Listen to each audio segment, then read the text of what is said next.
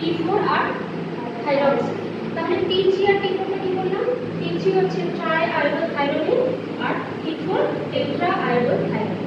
আচ্ছা, তাহলে এটা কিভাবে কাজ করছে? আমি কি বললাম, আমরা যখন খাবারটা খাচ্ছি, খাবারটা খাওয়ার পরে সেটা আমাদের বডিতে যাচ্ছে, তারপরে কি হচ্ছে, বডি সেই আয়োডিনটাকে বা যে কোনো নিউট্রিয়েন্টসই হোক সেটাকে কিভাবে ইউটিলাইজ করবে সেটা হচ্ছে পরে।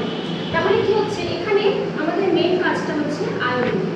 ঠিক আছে, তাহলে খাবারের থেকে কি করছে, আয়োডিনটাকে এক্সট্রাক্ট করছে, করে আমাদের বডি কি করছে, সেটা জায়গা মতন পাঠাচ্ছে, যেখানে গিয়ে আয়োডিনটা কাজ করবে। আমাদের কোথায়, এখানে কোথায় লাগছে আয়োডিনটা? থাইরয়েড গ্ল্যান্ডে।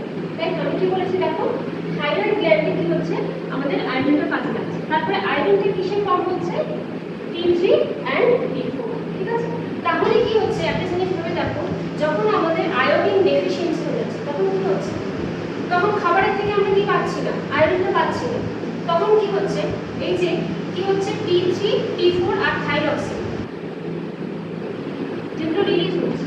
ঠিক আছে, যেগুলো কিভাবে রিলিজ হচ্ছে, আয়োডিনটা খাবারের থেকে ইউটিলাইজ হয়ে গিয়ে ওখানে যাচ্ছে, তারপরে কি রিলিজ হচ্ছে T3 and T4।